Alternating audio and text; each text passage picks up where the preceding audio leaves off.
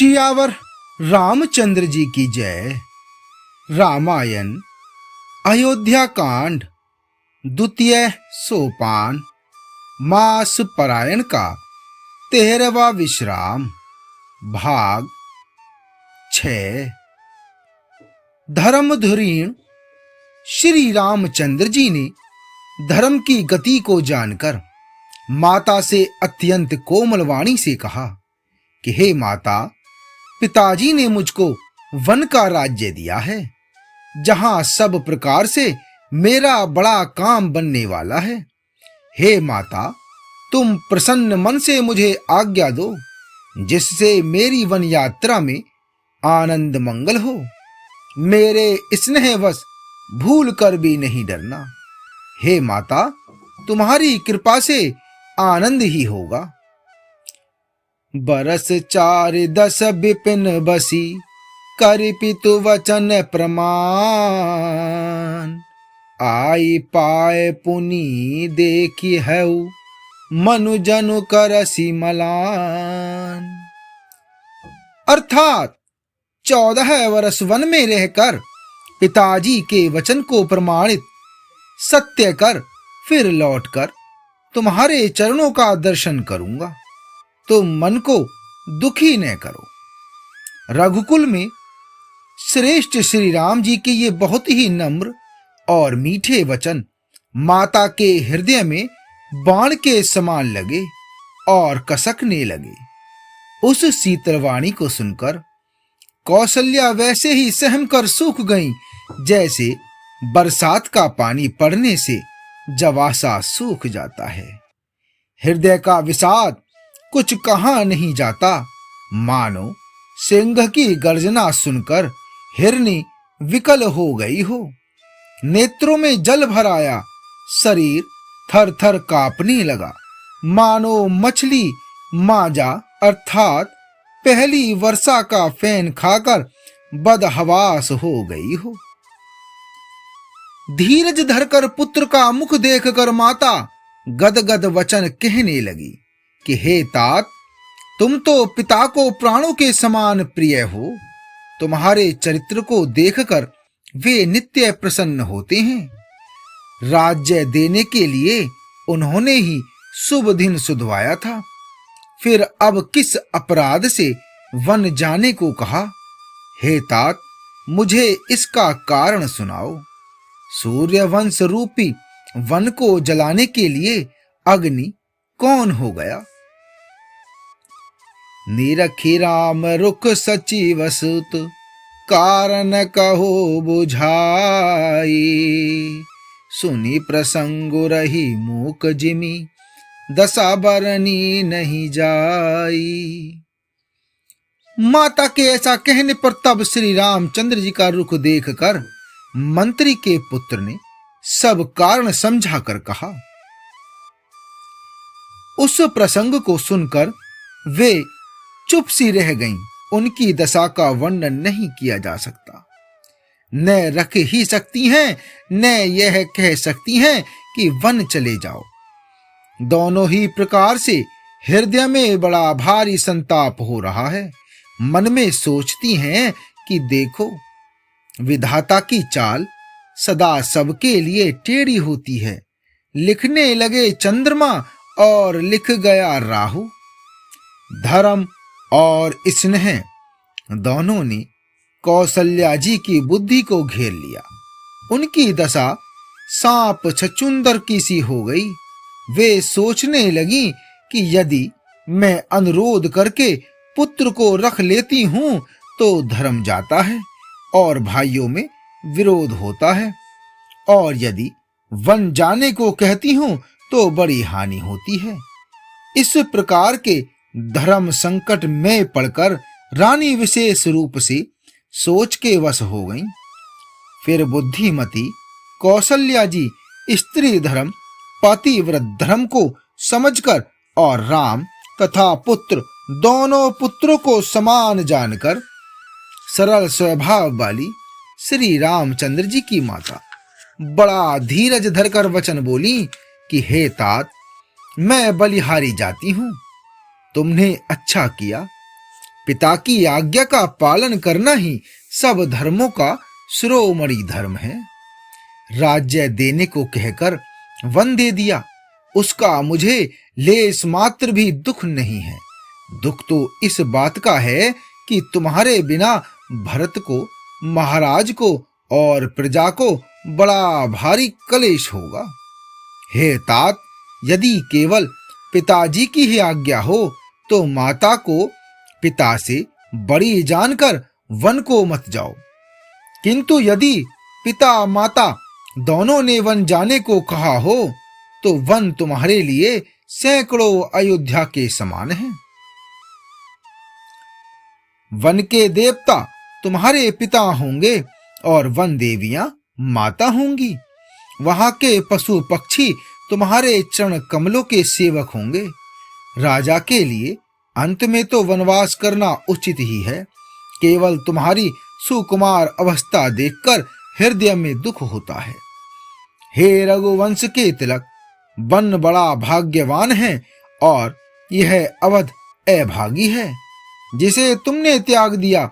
हे पुत्र, यदि मैं कहूं कि मुझे भी साथ ले चलो तो तुम्हारे हृदय में संदेह होगा कि माता इसी बहाने मुझे रोकना चाहती हैं। हे पुत्र, तुम सभी के परम प्रिय हो, प्राणों के प्राण और हृदय के जीवन हो। वही प्राणाधार तुम कहते हो कि माता, मैं वन को जाऊं और मैं तुम्हारे वचनों को सुनकर बैठी पछताती हूं। यह विचारी नहीं करऊं, हट झूठ स्नेहु बढ़ाई।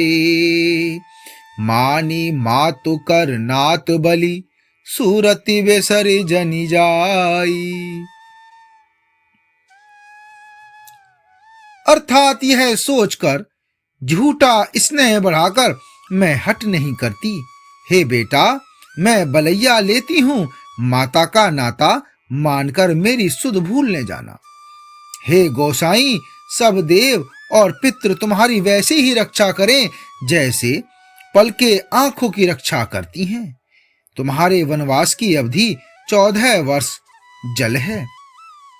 प्रियजन और कुटुंबी मछली हैं। तुम दया की खान और धर्म की धुरी को धारण करने वाले हो। ऐसा विचार कर वही उपाय करना जिसमें सबके जीते जी तुम आ मिलो। मैं बलिहारी जाती हूं, तुम सेवकों, परिवार वालों और नगर को अनाथ करके सुखपूर्वक वन को जाओ। आज सबके पुण्य का फल पूरा हो गया। कठिन काल हमारे विपरीत हो गया। इस प्रकार बहुत विलाप करके और अपने को परम अभागिनी जानकर माता श्री रामचंद्र जी के चरणों में लिपट गई।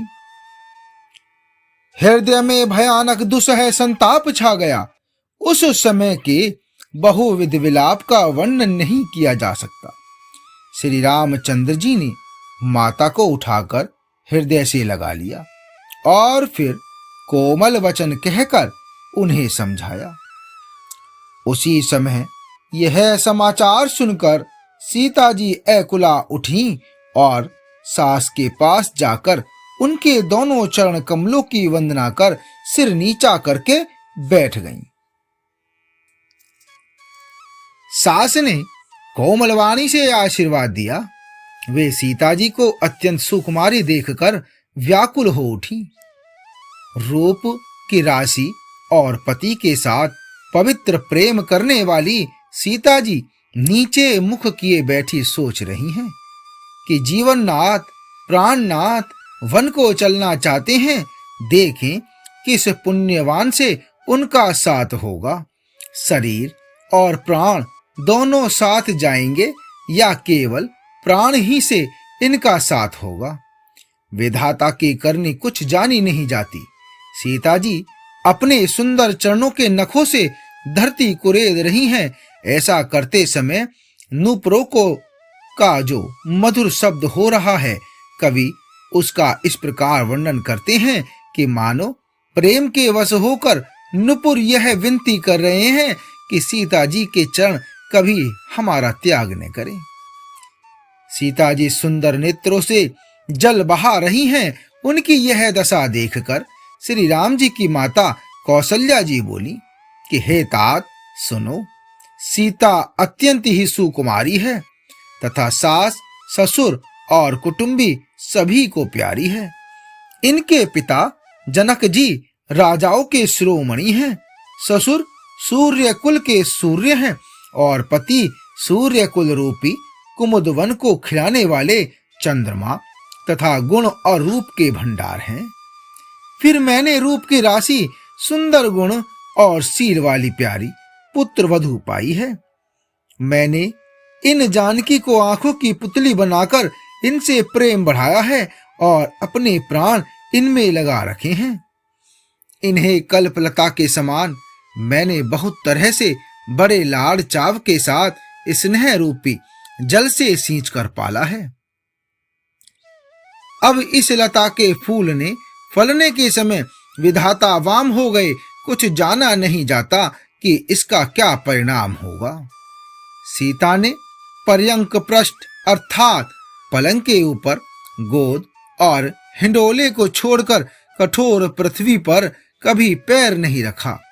मैं सदा संजीवनी जड़ी के समान सावधानी से इनकी रखवाली करती रही हूं, कभी दीपक की बत्ती हटाने को भी नहीं कहती। वही सीता अब तुम्हारे साथ वन चलना चाहती है। हे रघुनाथ, उसे क्या आज्ञा होती है? चंद्रमा की किरणों का रस अमृत चाहने वाली चकोरी सूर्य की ओर आंख किस तरह मिला सकती है? हाथी, सिंह, राक्षस आदि अनेक दुष्ट जीव जंतु वन में विचरते रहते हैं। हे पुत्र, क्या विष की वाटिका में सुंदर संजीवनी बूटी शोभा पा सकती है? वन के लिए तो ब्रह्मा जी ने विषय सुख को न जाने वाली कौल और भीलों की लड़कियों को रचा है। जिनका पत्थर के कीड़े जैसा कठोर स्वभाव है, उन्हें वन में कभी कलेश नहीं होता। अथवा तपस्वियों की स्त्रियां वन में रहने योग्य हैं, जिन्होंने तपस्या के लिए सब भोग तज दिए हैं। हे पुत्र, जो तस्वीर के बंदर को देखकर डर जाती है, वह सीता वन में किस तरह रह सकेगी? देव सरोवर के कमल वन में विचरण करने वाली हंसनी क्या गड़ैयों तलैयों में रहने के योग्य है? ऐसा विचार कर जैसी तुम्हारी आज्ञा हो, मैं जानकी को वैसी ही शिक्षा दूं। माता कहती हैं, यदि सीता घर में रहे तो मुझको बहुत सहारा हो जाए। श्री रामचंद्र जी ने माता की प्रिय वाणी सुनकर जो मानो शील और स्नेह रूपी अमृत से सनी हुई थी, विवेक में प्रिय वचन कहकर माता को संतुष्ट किया।